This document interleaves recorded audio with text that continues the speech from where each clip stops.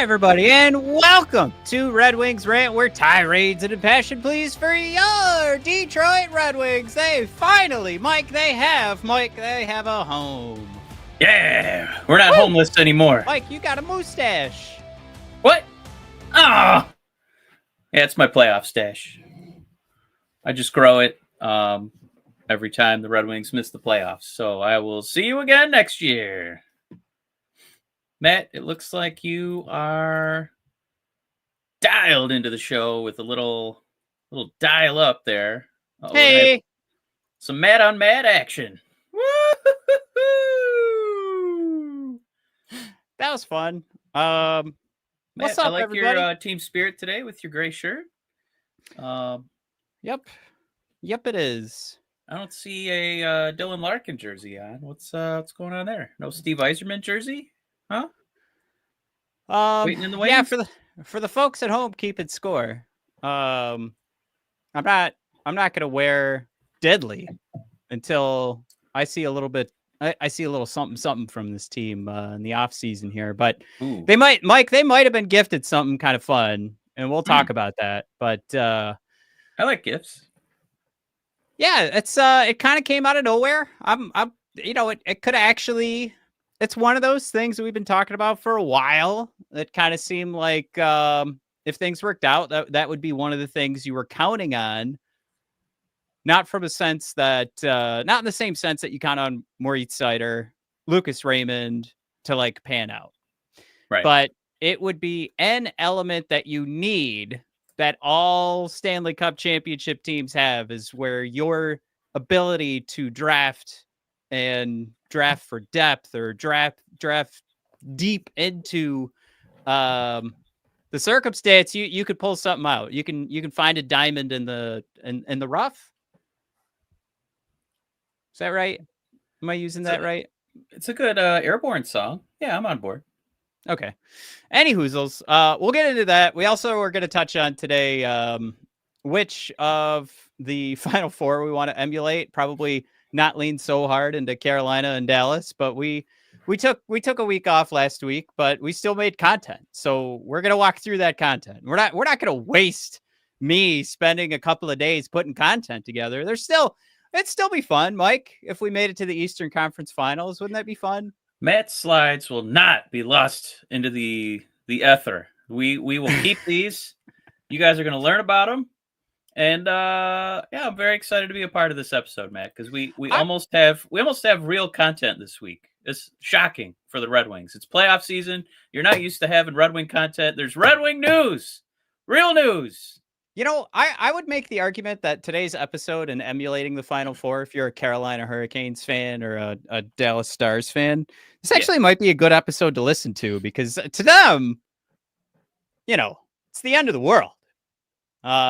Meteor is coming crashing down, and praying for Steven Tyler to come to the rescue. But I think we're going to paint a picture where it's not so bad. But even in that, still staying in that realm, we still have some conversations to talk about with the Dallas Stars roster, and some rumors that Dallas newspapers throwing out there about Jason Robertson. Ooh. Well, those are kind of, whispers and innuendo, but I swear there's real actual news, Matt. Is it Artur Karulin? I'm going to say Karulin. Yeah, let's do it. So this is go at hard on Hockey some of News those Hub. Yeah. At Hockey News Hub. Per Artur Karulin. There we go. Prospect Dmitry Bushelnikov may leave for Detroit if Vityas is removed from the KHL. In that case, the player will become an unrestricted free agent. And Mike, we could have a nice little win here, because this is one of those elements, and I was trying to like half describe it so we could go a little bit deeper into this. But when you look across the NHL, it's not just number one picks that get her done. Especially when you're looking at a team and like how much this could be a parallel for like the Tampa Bay Lightning in landing Kucherov outside of the first round. Mike, Dmitry Bushelnikov could be our little buddy. This is an incredible development because I think when you fantasize about how this guy makes his way to the Red Wings, it's like him escaping Mother Russia to, come into the welcoming breast of Steve Yzerman. But instead, it looks like this is for financial reasons. Since the hockey club that Buchelnikov plays for, they're going under because they don't have a sponsor anymore. Yep. So without the sponsor, they're just leaving the KHL, and basically, it sounds like it's voiding the contract in a way. And he's, I guess, a free agent in that capacity, and the Red Wings have his rights, so he would come here. Yeah, that's the juicy part, right? Like there is no like issue that we have to be concerned about, but there was the agreement if he was going to enter the NHL draft that he would stay true to the contract that was signed. And we've seen Buchelnikov actually make a trip over here and do some prospect tryouts. But yeah, this again, like I mentioned, you want to find your Kucherovs out there, and it is so hard to do. But we've been talking about Buchelnikov for what 3 years now, a second round pick in 2022, and it's one of those things. Like he's at least exciting enough, Mike. He's got a hashtag connected to his name with Booch season. He's 21, coming off a career best season of 54 points in 65 games. It's something where the play is skill forward, and definitely something on the Red Wings side. Like we say it all the time. It's like, all right, great. We drafted another guy who's a responsible two-way forward. And you know what? Is Florida mad right now that they have a bunch of hard-nosed two-way forwards? No, they're not. But but for us to actually get to the playoffs, that's where that skill is going to come into play. And hey, maybe he'll be a little bit more hard-nosed than I'm even describing right now. But I just got to say, this is one of those things I've been harping on Steve where I was like, it's great. It's great that this is in the pool. Wasn't look like it was coming to fruition this upcoming season, but this would be a happy win. This would be one of those things where, does it hit the fast forward button? Is this guy going to spend a year in Grand Rapids? Yes, but not next year or the season after. It'd be this year is what I'm saying. So that's where my guess is at. Is that they would want to start him in Grand Rapids, especially a guy coming from the KHL, but still, we don't get to pass along a lot of good news. This guy has the skill to be excited about. If you haven't watched Buchelnikov, we've shared some highlights in the past. Yeah. I think it's something to be excited about. Yeah, it's a skill player, right? We talked about how bad the Red Wings are at scoring on 5-on-5, and it's a guy who could presumably boost those numbers up a little bit. And Dan B with an early bid for a comment of the episode. Welcome, Dan, saying, I hear priority waste may save the day and sponsor Vityas. What a nightmare that would be, Dan B. Oh, no. Could you imagine? Don't do it. Don't do it, priority waste. Well, I don't know how much reading you've done in the 2 weeks since we last spoke, but there was a little article about, teams with some juice to make moves this offseason in the Athletic. Yeah. And it was teams that are ready to take action, that they have the resources to do so. And among those teams was our Red Wings, sitting there at like 20 million or so. And it looks pretty bleak because I feel like the consensus around town is, it's Marner or bust. And it's not that you could make things work, right, with some other free agents going a different direction. But if you want to, kind of speed up this process and still be relevant during, DeBrincat and Larkin's peak, you got to do it right now. So I guess what I'm getting at is the likelihood of us getting Marner feels pretty low. I don't know why he wouldn't want to go to an immediately like ready playoff team. So if that pie in the sky dream is gone, then Steve, Yzerman might have to do the plan he kind of alluded to in the postseason press conference, where he said maybe we'll just try to get some bigger people. So if he's able to kind of allocate, resources towards that, maybe Buchelnikov can be that top 6 forward who gets points for us. So that that's where this, I think, ultimately is going to end up. This is probably going to be Steve's come true. See, guys, I had a top 6 forward waiting the whole time. I told you. It takes 9 years, guys. I don't know how many more times I got to reiterate this, but it's 9 years. You guys are supposed to be waiting until 2029 for Bushelnikov. So it takes 2 presidential terms plus a year to become relevant in the NHL. Yeah, it was.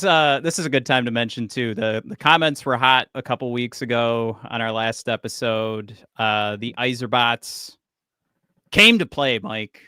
So we gotta at least tip the cap and talk about when we're excited, when we actually are excited, because you're right. This could turn out to be a happy little accident, and we'll bring it back to some real world examples, if I may.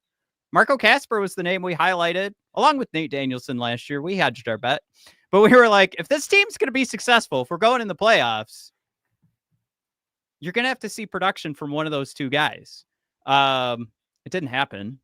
We didn't make it to the playoffs, but most certainly we sniffed it because we were getting production from a guy that it would be irresponsible for you to circle Marco Kasper before the season started last year and be like, around January, the guy's going to turn it on and he's going to become like a, 0.75 point per game player.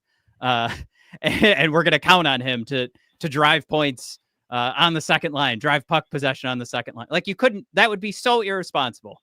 It's the same thing when you talk about the Stanley Cup Finals, Mike. If you're not saying it's going to be a 7-game series, you didn't watch last year and you haven't been watching Edmonton and Florida. But God damn it all to hell. If somebody didn't ask me today what's going to happen, and I said probably Florida in 4. Why? So it's one of those things where if you want to be responsible, there's responsible takes you can make. If you want to take a look at, base it off experience that you've had in the past, base it off of sheer luck, but base it off of sheer luck that has now become your experience, for sure, that's an okay take to have. So for us going into the next season, Mike, you're right. What would you say? It's probably less than 5% chance for every team across the NHL to land Mitch Marner.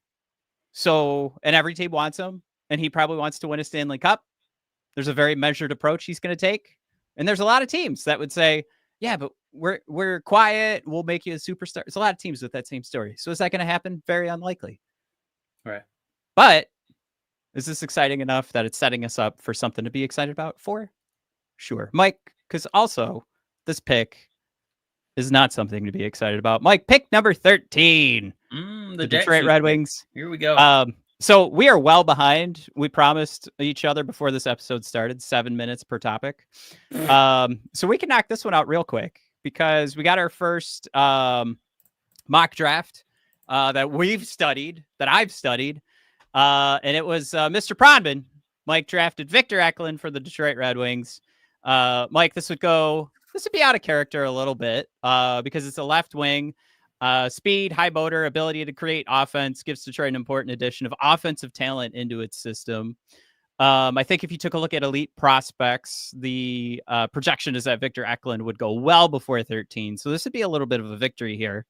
But I also decided to highlight a couple of guys that will probably be closer to that 13 or could be a nice little win. Plus, Mike, you know how I love doing draft analysis. Justin Carbonneau, Roger McQueen. Are there two better names that you want to pull from this upcoming draft? I mean, certainly Roger McQueen stands out above Justin Carbonneau.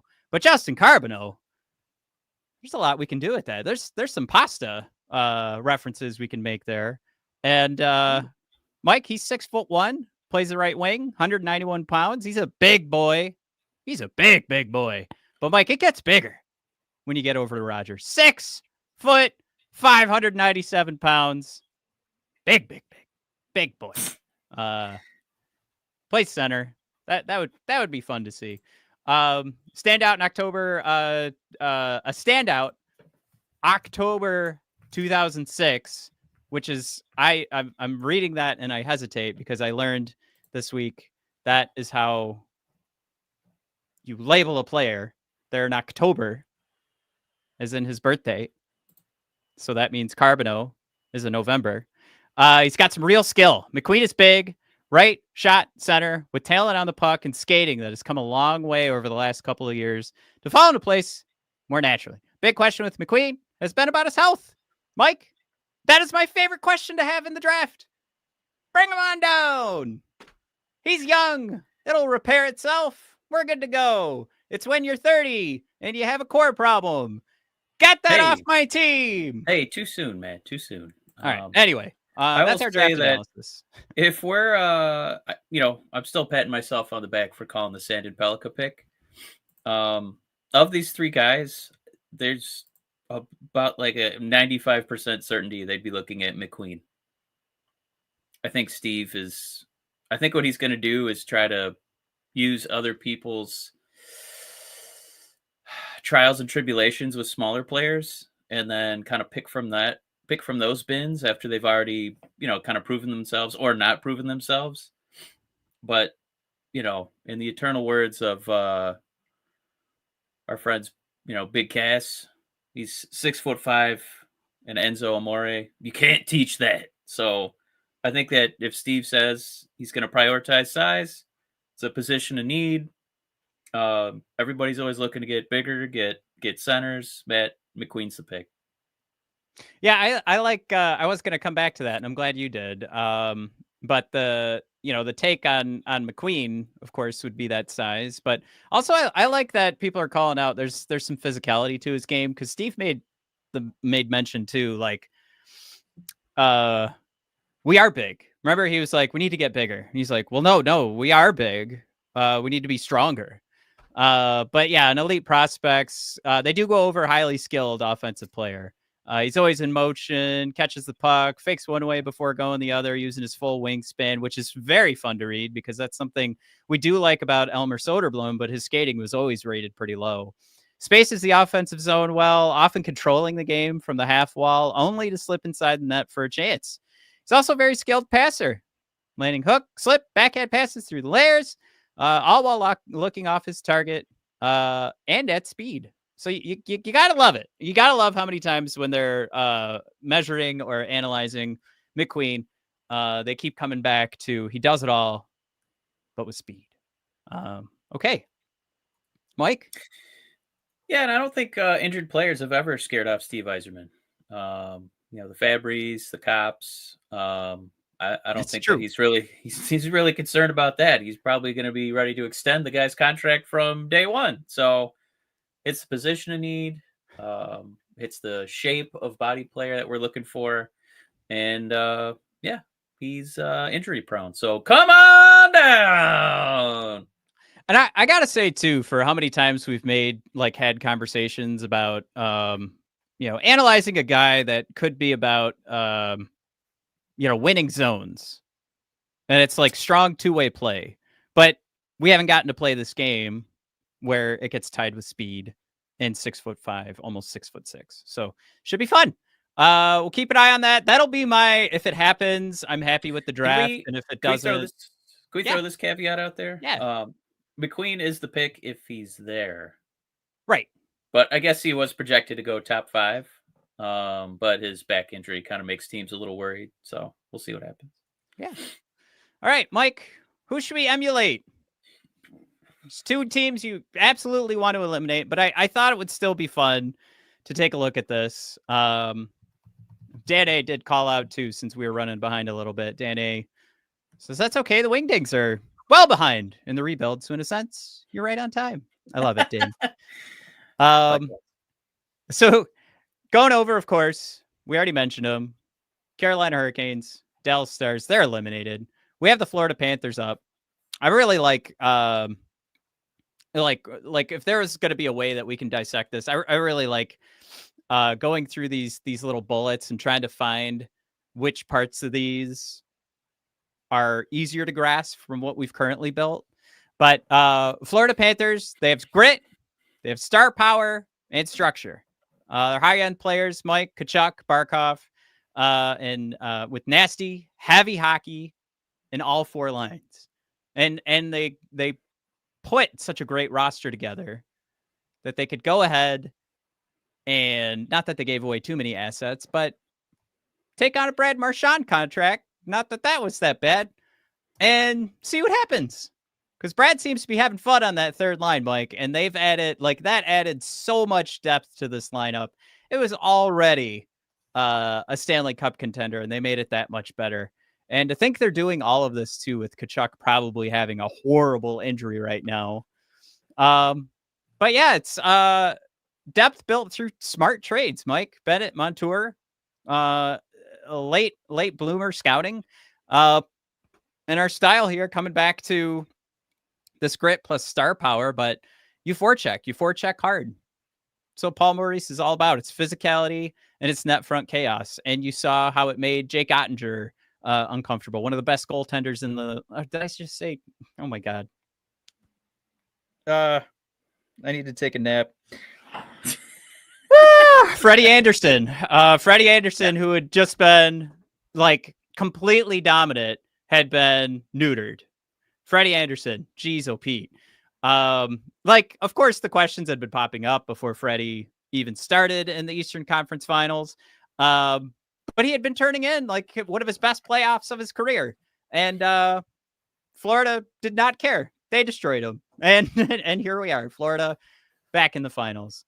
Mike, the question being, can Detroit match that tenacity? And I love this because I got this one from ChatGPT. Or would it just be artificial? Would it just be, we're going to be the Florida Panthers? And then when it gets put on the table, it's just like, you didn't quite make the mark. Well, so with this exercise, we were planning on looking at, the 4 finalists, right?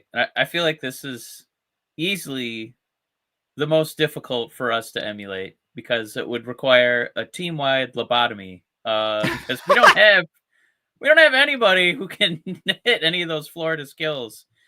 So I don't know if it would be wholesale changes to this team because as appealing as that strategy is, right, in terms of winning and winning championships, Larkin, Raymond, DeBrincat, Comfort, Tarasenko, Rasmussen, Kane. There's a lot of Matt. I can't believe we're quoting Enzo Amore for the second time. There's a lot of soft, and it's not that Lucas Raymond, he's banging around, right? But he's a little fella. We got a lot of little fellas with skill, and it makes it really difficult to do that Florida Panthers style. So I don't know if that it would be necessarily a lack of authenticity. I just don't think that they have the personnel to do it because it would require such a radical wholesale change of this roster where you'd have to, overturn things probably by 50, 60%. And I mean, your top level guys, like your big money guys. Yeah. And a lot of this too, like when you start to take a look at how the roster was built and some of the big names that are on this, being like the Matthew Tkachuk, you wonder too, like how much say did he actually have in making the movement over? But there are like opportunities here to like get to some of these spaces. I mean, when you take a look at an Anton Lundell, he was a 2020 number 12 pick. And Mike, this year we have the number 13 pick. We just highlighted a guy in Roger McQueen who could one day be a pretty powerful middle six center for us. So there's a light at the end of the tunnel. Same thing with like a Sam Bennett, right? But yeah. And that's a guy who's a free agent too. But if I told you, Mike, what the conversation was on The Athletic today about Sam Bennett, it was which goofball team is going to overpay for Sam Bennett here when the free agent market opens up. So, right here, buddy. Right over here. Oh, yeah. I hope not. But, the thing for me and how this is doable is that a lot of their problems, and think about like Tkachuk being injured right now. So are you really looking at Tkachuk, who missed, the end of the season after 4 Nations, who's been a shell of himself, still productive with points, but definitely a bounces off my teeth kind of points. So it's like this actually might be doable to duplicate this. But for me, on the forward side, that's where you could start making those nitpicky things to kind of say like maybe the Wings are close. But on the defensive side, Forsling, Ekblad, Seth Jones. In the immediate offseason future, yeah. I mean, Right. you could sign Bennett, right? You could. Hey, we're Panthers light. You know, I don't. I think there's just too many wholesale changes to our top six. Would have to. Oh man, we're getting right to Dan B's already. Well, and a $10 million Bobrovsky too. But Dan B throws out there, I want to emulate Edmonton win 4 draft lotteries. So that, I mean, that's exactly what we have highlighted here. Top heavy on the talent, power play perfection. 2 superstars carry 75% of the offense. And they're supported by that improved depth. And let's all remember too, for the Stanley Cup Finals, which has nothing to do with this analysis. It's about building a winner. But Zach Hyman's out. It's really going to hurt Edmonton going forward. Can Evander Kane step in and be the Zach Hyman? Anyway, power play is a primary weapon. Mike, we've got that down. Decent goaltending, but I like the just enough. Like it's just enough goaltending to get you there. Can Detroit replicate high octane offense without a McDavid or Draisaitl? Is this blueprint a trap without generational talent? Mike? Generational luck? Can you go back a slide for a second? Yeah. Is this my own ignorance? Have the Edmonton Oilers always used an oil drum? Is that what that is to the left of their name? Yeah, it is. Yeah. No, it's an emoji. It's not not like that shows up on Twitter. Okay. For all of the heavy chat GPT we don't have a users McDavid. Out there, they know what's going on. We don't have a McDavid or a Draisaitl. But seeing as though you can make it this far with, oh my God, is that Stuart Skinner? It is. I feel like this one is not as impossibly difficult as you might think, because it's basically winning the right lottery.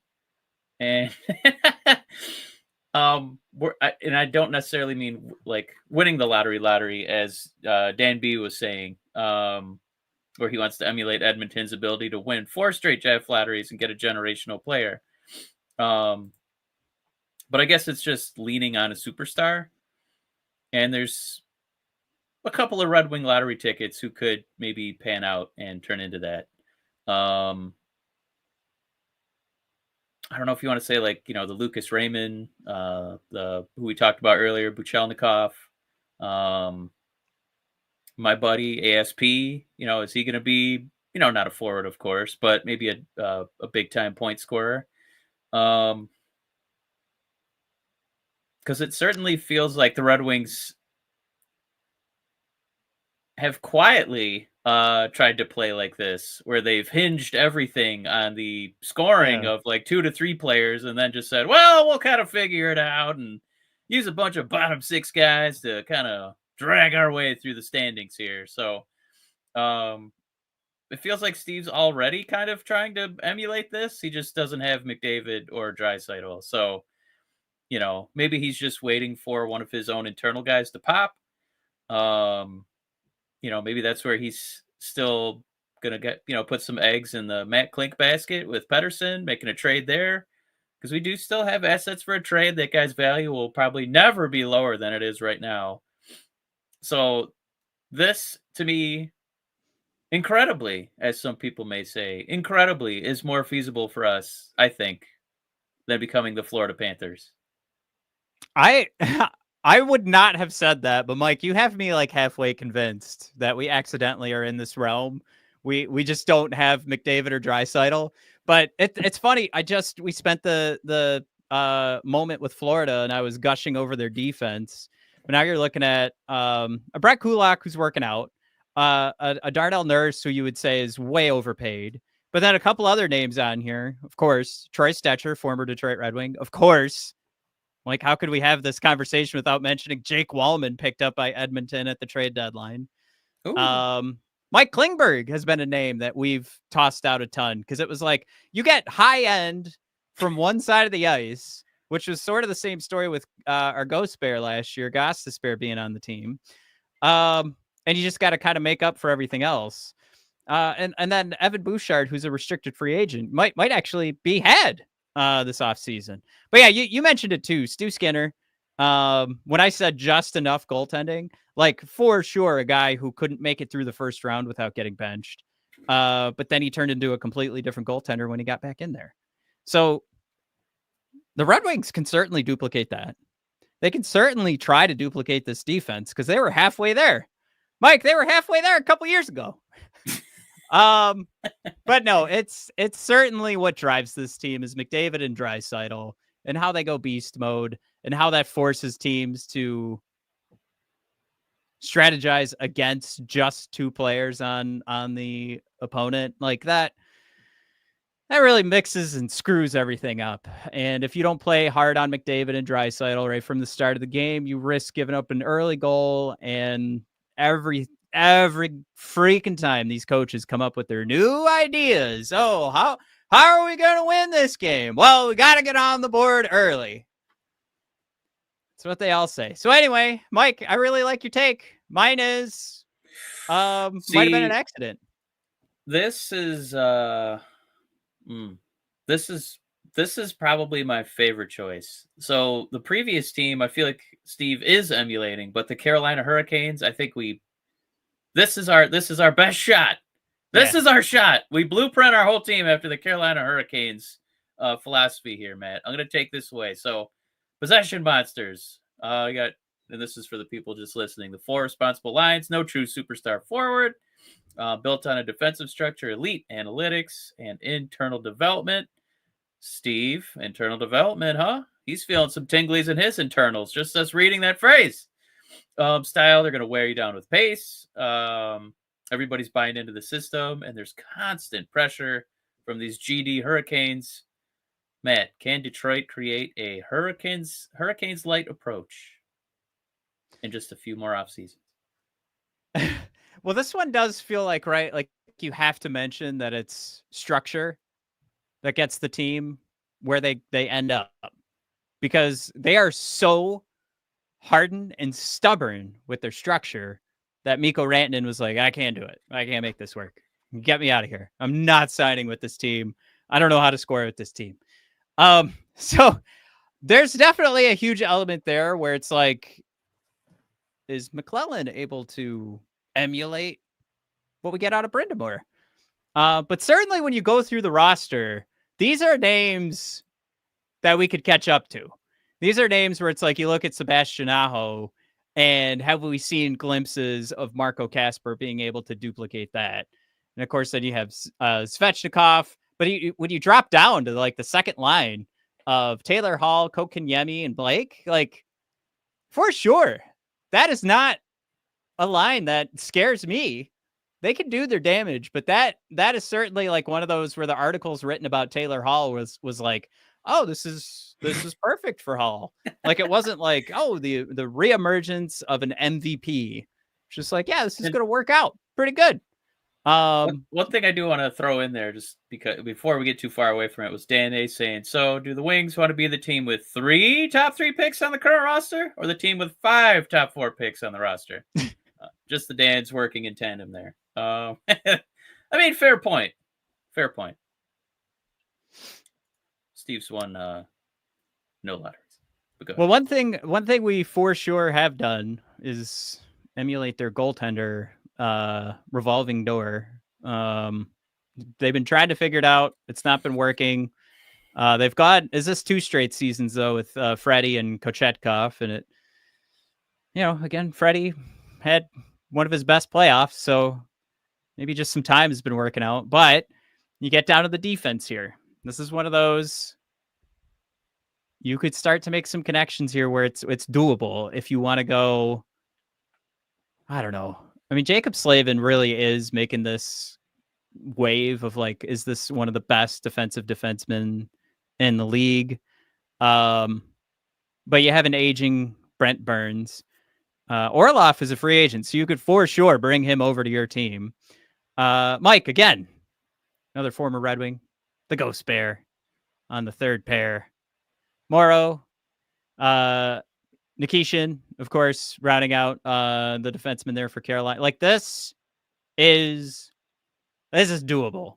this is for sure something that you could start to connect dots of like what's going on with Edvinsson, what's going on with Cider, and of course Axel coming over potentially. Is that your Ghost Bear replacement? I think this is it. If you want to duplicate a roster. So if the Red Wings, if they got to wait, they might need to wait till Brind'Amour gets canned. Because this is it. This is the one that you could be better than. Like, there's potential to be better than this roster after this upcoming offseason. But is Carolina, who's right now rumored to be the front runner for Mitch Marner, what do you do? What do you do there? I think I like when my team has, you know, a little bit of urgency, right? Willing to make risky moves, and Carolina has not strayed away from that the past couple seasons. Like, they definitely have their structure, right? And we talked about Rantanen being like, "Dude, I tried, I can't do this. You got to get me out of here." But Carolina, that trade, it didn't work, but it wasn't from lack of trying. You know what I mean? They didn't like crunch the numbers and be like, we're not even going to put an offer out there. They put the guy on the damn team early enough in the season that they could kind of get a trial run to see like, all right, man, let's put this round peg in the square hole. Let's do it. And then admittedly it didn't work, right? But they still put the effort in, and then they still were able to turn around and get value for him in another trade. And this wouldn't be an episode of Red Wings Rant if you didn't get to watch Matt cringe as I pronounced Jake Gensel. You did it. Yeah. They were also in on him. They made the move to pick him up at a deadline and just see if they could make it work. It didn't work, but they didn't win the cup, but he was like their top scorer last year. Sure. I think that this Red Wing fan base, I think we would want the Red Wings to emulate this, right? Where you kind of have an understanding of who your team is. You have an identity. Every single night, you know what a Red Wing game looks like. Where for us, we might get, the Jekyll. What we know we're going to get is the Jekyll and Hyde experience. Is it the team that goes on an 8-game win streak or the team that loses 12 in a row? So we're going to get one of those two. Where Carolina, every single night, especially when the Red Wings would play them, I would grind my molars because I'm like, oh my God, we're going to be skating in cement, just banging around. There's going to be like 3 scoring opportunities. But they have an identity, and they find players who kind of fit that mold. But in between, management is still trying to put in players like Gensel, Rantanen, to see like, oh man, maybe we just get a little scoring bump, and they're willing to kind of move assets to see if they can get that kind of stuff to work. So this is the team that I wish Steve would emulate. Because Carolina is not a sexy destination by any means, but somehow they're still relevant. They're still able to get the kind of players that, management feels will, lead them to regular season success, winning playoff rounds. This, as much as I hate watching them play, it's a successful model. And it's a management philosophy that says we're still going to take risks. We're going to try and make our team better every year. Steve, please do what you can to become Hurricanes light. And don't forget too, like they've over the years, their defensive core has also been a revolving door. But the structure they have, and of course you're not getting rid of Slavin, but the structure they had has allowed for that too. So I think you're right, Mike. I think this is the most doable, and you just hope that your GM takes those next steps to land the big name once you get to this point. Because how many years are we going to say it about Carolina? If we go back for one last second, it's just this is not a team that's going to get all the sexy free agents. If they want to do stuff, they got to trade for it. And Steve, no one gives a shit about the original 6. Kids are too young; they don't even know what that means anymore. They want to win hockey games, or they want to be in a city that's fun. Detroit, I mean, I guess you could go to the Riverwalk and get, your eyes poked out by some Red Wing Blackbirds. That's always fun. But you got to make some moves with trades, brother. You're not going to be able to get all the free agents. But yeah, let's move on here. We got, this is the big dog, I think. All right, Matt. Well, Sell us on the feasibility here. What do you got? draft success across years for the Dallas Stars. It's depth and drafting done right. Mike, there's potential here. We can't properly assess what Steve Yzerman and his crack team have been able to do yet. We could be getting some huge moves here, like we talked about at the beginning of this episode, where you could start to connect some dots if some of these guys really surprise us. But of course, Jason Robertson, Rupe Hintz, Ottinger, as I mentioned before, who I just decided he played Florida for a series, which obviously he got destroyed by Edmonton, and Heiskanen. Mix of veteran leadership, Ben, who we all love, and Pavelski, and a young core. You'd have to remember too, who's not mentioned on this because it's like pulled as like a what was the grand scheme here to get to this point? Obviously not mentioned is Mikko Rantanen. And they also have a high-end goalie, defensive structure, scoring balance. This is Steve's, in my opinion, is this his most likely match if the draft picks finally hit. Because like you take a look at this, Mike. And I'm going to mention this now, is that Dallas is just so distraught that the paper wrote an article like, is it time to trade Jason Robertson, former 100-point player, 80 points the last couple of seasons, missed a lot of the playoffs because of injury and hasn't really shown up as like the big difference maker. But just throwing that out there because you have potential to bring a Jason Robertson over to your roster. But getting back to some of the more real long-term aspects of this too that are hard to duplicate is the Mikko Rantanens. But you're also getting some play that you weren't expecting from a Matt Duchene, Marchment. But you can duplicate things that you get from a Jamie Benn. And like some of these contracts for Tyler Seguin, almost 10 mil, and Ben at 9.5, they could doom you. But it's wild to me that they have had now a couple years in a row going to the Western Conference Finals. But you'd have to keep the conversation coming back to Ottinger. And I think his contract is about to take a big jump on this next season. So good for Jakey, especially after getting called out as the reason they lost to Edmonton. After the series. Yeah, he is going to like double his salary. He's going to go to 8.25. So, yeah. But all that being said, I think it comes back to the defensive core. Heiskanen, Lindell, Harley, Cody Cece's been bouncing around the league, Bischel, and Petrovic. This is a defensive core that can be duplicated. And you could even see parallels right now if we wanted. I mean, I don't know if you remember, Mike, around December, early January, it was Moritz Seider, Simon Edmondson was the most dominant defensive pair in the NHL. Putting pucks on net, preventing top lines on the other side from getting anything going. You could, for sure, luck out in a couple different extra spaces.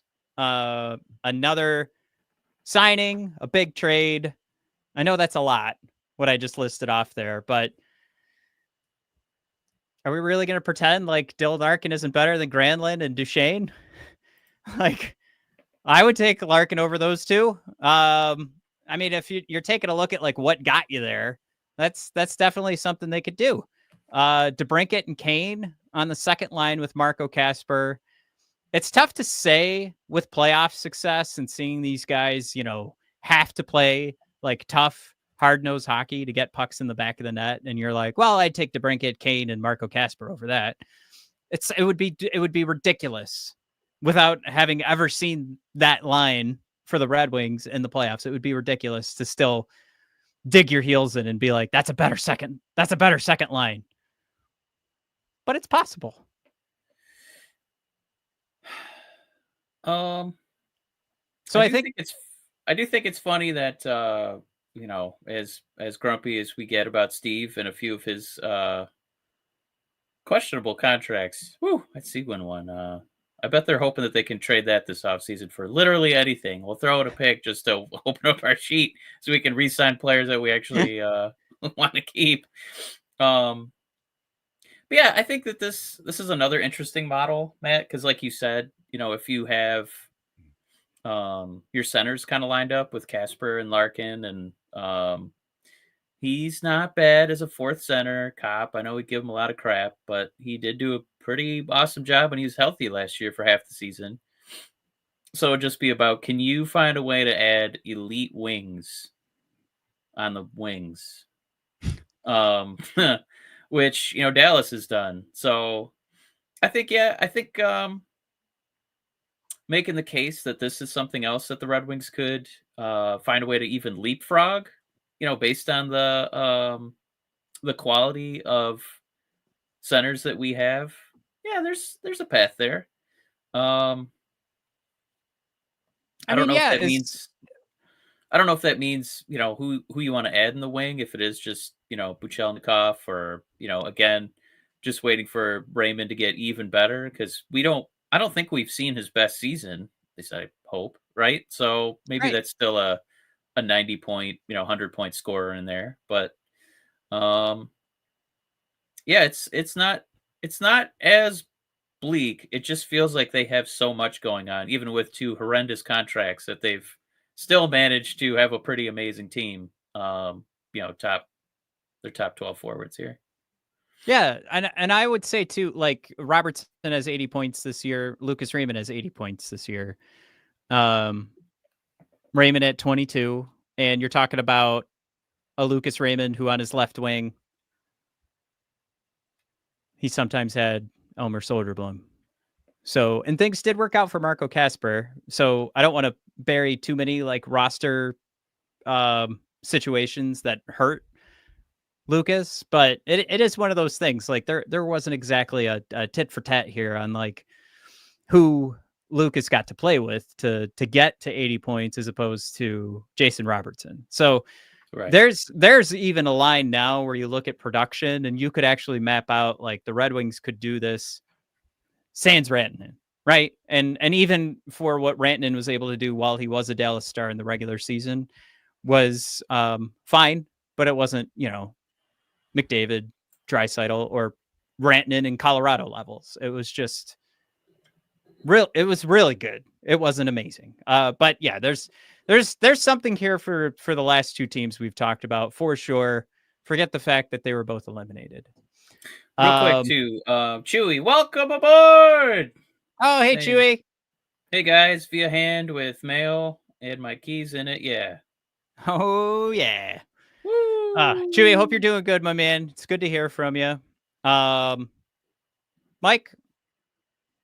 Yes. I don't know if obviously it's all of these things. So the question on the YouTube channel right now, what would it take to switch blueprints, drafting, trading up, off-season signings, coaching changes?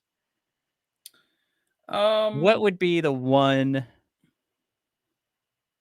right now you'd wish like Steve could just we'd be a little bit more aggressive? I don't know if we can necessarily hammer him with free agency, right? The guys that he's picked have not, panned out, and they've arguably held the team back for draft positioning, or just better talent being available. But you can only sign the players who want to sign here. As far as drafting goes, I think we've seen that goes hand in hand with what kind of players are you signing, so they can hold you back from getting a top 5 pick or having better lottery odds because you're able to flounder instead of tank. I don't think that McClellan is. I think he's going to be a pretty good coach, so I think you're in pretty good hands there. So I don't know if the phrase trading up is necessarily where we can make a difference, but trading is probably where we can make a difference, because I don't know how many more of these, middle first round picks can pan out right into something that is going to be a top 6 forward. I think they can pan out and be a bottom 6 forward or a, bottom 4 pairing, but you got to kind of seduce these teams because as soon as you say something as a first round pick, I think teams get really interested, even if, when the reality comes up, it's, maybe the middle of the first round, or if the player that you traded for is any good, the end of the first round. So at some point, if we're going to try and match these other teams, and I'm taking a hard, long look at what Carolina's doing, I think you gotta make some calculated risks trade wise. And I don't mean like getting a bad player. I mean getting a good player, and you got to try to bring him here and show him how awesome it is to be at Little Caesars Arena. How awesome it is to be with this group of dudes in the locker room, that McClellan is kind of a badass and knows what he's talking about. And I don't think you're going to get a shot to sign these guys as free agents. It's not as sexy as being somewhere warm. You are not a playoff team, so we're asking you to be the hero. Instead, we can trade stuff. Mike, I have 2 questions for you. Yeah. Dixon Sider wants to know if you went to high school with his sister Jenna Tolles. Dixon, I'm afraid to say anything that you say out loud for fear of accidentally saying another name that I slip up on. Jenna Tolles? Oh, I did it again! God damn it! Cider, you son of a bee. Can I be totally not until I said it? The first time that I've seen that one. It wasn't until I said it. He totally got me. You got both of us, Cider. 2 for 2, Dixon. You got us, man. All right, Mike, question number 2. Yeah. Would you trade a first-round pick to get Mitch Marner's rights right now so you could talk with him? Oh, that seems excessive. I mean, he's a UFA. I don't think that that's a great deal. Really? Unless I just have a total misunderstanding of what that means. What is that? What rights does it actually give me? You're not guaranteed to sign him, but right now, instead of him toiling away and just, ignoring Toronto because he's going to test the free agent market, you trade for his rights, and now you can negotiate with Mitch Marner from now until July 1st. Okay, so you're no on that. Like in basketball, that is completely unheard of. That is an NHL thing to do. We're going to trade for rights to make you sit in a room and talk to us. It'd be nice to know if you had any sort of inkling, like what he was thinking, but you're right. It is not a great risk, but it could be the thing that it could be the aggressive move that guarantees you have Mitch Marner on your team. You know what? I'm going to do it. I don't give 2 poops about this number 13 pick, and essentially you're trading future asset for an asset that you could guarantee for 8 years at that point. And you get the 8-year thing because you made the trade. But I'd do it. Would you do it for a 2nd round pick? Would you give up a 2nd for those signing rights? 2nd round picks are not worth very much. What if you did a swap like the NBA likes to do? Yeah, pick swap. Oh, I love pick swaps. Yeah, give me a pick swap. They're so stupid. Pick swaps like 10 years down the road. What? Well, the reason that they do that is they want you to have the better situation of the two. Because inevitably, if you're trading for a good player, basketball teams are a lot smaller, so one good player makes more of an impact. So they just let you, whichever of the 2 teams, plays better, you get the other pick. Well, we do have an extra 3rd rounder this season, Matt, that we could trade for the rights to talk to Mitch Marner on the phone. I just feel like I feel like that's at the point of the conversation where anybody would do it. So you got to win that bid. So you're going to tell Toronto, 1st round pick, you do it right now. No problem. It's so funny. The Red Wings have been so bad for so long. Like, now teams can take advantage of Steve having to overpay in a trade. Because they can smell the desperation on him, this will be the last thing from The Athletic. Who's going to sign Mitch Marner was the article. The Red Wings were in the, I think, C tier, chances. Yeah. But The Athletic just, said what we already know. Steve needs a big swing. Red Wings rebuild is now entering its 8th or 9th year, depending on how you want to mark your calendar. They have the cap space to do this, even after all the losing over the past decade. But the shine is off for free agents, and Marner would most likely look elsewhere for a better chance to win. So to probably add to the equation, like that would benefit Toronto, they would for sure. If they knew like Mitch wasn't going to sign, I think they would for sure take that first round pick. But since there's no guaranteeing Marner would sign, that's where you're right. This would be a horrible risk. And if the consensus is already like Marner has no interest, then you're not really winning anything with that. It'd be more of like a Carolina would want to do that. But Dixon asks my favorite question. If we land nothing big in free agency, would you just tank for McKenna?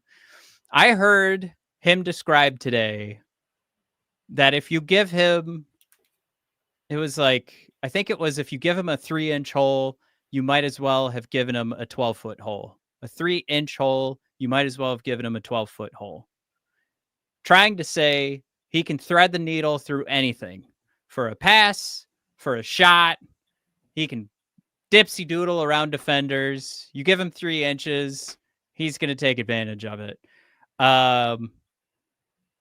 Dixon, Cider, you tell your sister genitals I'm on board. Let's tank. All right, Mike. I would be prepared to land nothing big in free agency because that's what this town, that's what we've done. You got to trade, Steve. You're gonna have to give stuff up. So you want Jason Robertson? I think what's going to be spooky for old Stevie is if this team plays like doo-doo, they don't make any, they're not able to sign anybody that they want. Nobody wants that cap space. I don't know what they're going to do. The Shane Gillis face is getting me right there where you ain't got no cap space. Dude. Oh, go ahead. No, I was ready to wrap up. But yeah, here's one of the new fellows on the old trade block. He's gonna have a year left. Why is he on the trade block? They just don't want to pay him. Yeah, it's so funny because it's like, should the Red Wings trade for him? Why is he on the trade block? Well, Dallas doesn't think he's gonna pan out to the amount of money they will owe him as a former 100-point player. So it's like Dallas's pro scouts are like, this guy is gonna be guaranteed overpaid for the rest of his career. So they're like, let's ship him out of here. So then the next conversation from every other NHL team is like, what do we need to do to get him? But yeah, that's the game you're going to play. Like going forward, like you talked about with Steve, and like you talked about building a Carolina Hurricanes roster and structure, because you're not going to get Dan A with a late bid for comment of the episode saying, hey, wait a minute, second round picks are extremely useful. They allow you to do things like dump Jake Wallman's contract so we can later get flipped for a first. You know what? If we had been patient and we had Edmonton's first round pick, so then we had 2 first round picks right now, Mike. Jake Wallman's over in Edmonton. Would you trade one of those first round picks for the rights for Mitch Marner to negotiate with him for the next month? I don't really understand this negotiating tool. It seems like utter madness to me, Matt. It's gonna be really tough to talk me into trading a actual draft pick to talk to someone. That's insanity. It's the player? Does the player really? Oh, you traded a pick for me? Oh, wow. I don't even know you. Who are you? No, the negotiating tactic at that. Is it just because you get like extra term that you can offer when you make that? Okay. Mm-hmm. So you can make him a richer person. Yes. Okay. You can say, I'm going to give you a bigger contract than any other team could. And it's like you are literally, the way the collective bargaining works, you're literally able to provide a more lucrative contract because you got those rights than you could on UFA. Is that what you mean? If you want to define it by more lucrative because of the total, but the top dollar you can offer per year would be the same, but you'd essentially be saying, I'll give you that for an extra year, as opposed to hitting that 7th year if you go through the free agent market and then maybe you suck. And then you're not going to get an 8th year, 14 million. Your 8th year will be 12 million or something. Well,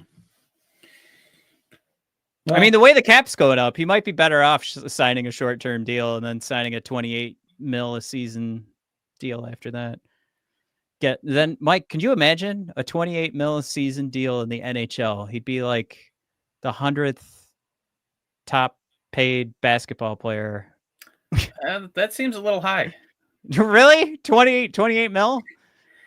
I mean, all right, I'll say in all fairness, he would be, I think, the 2nd or 3rd highest paid Piston. I'm surprised like minor league baseball players aren't making more than NHL players at this point.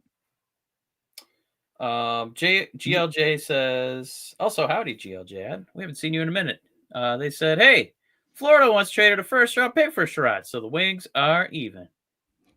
See, that's the team we can emulate. What we need to do is just give Sebastian Cossa $10 million a season, and then we start building from there.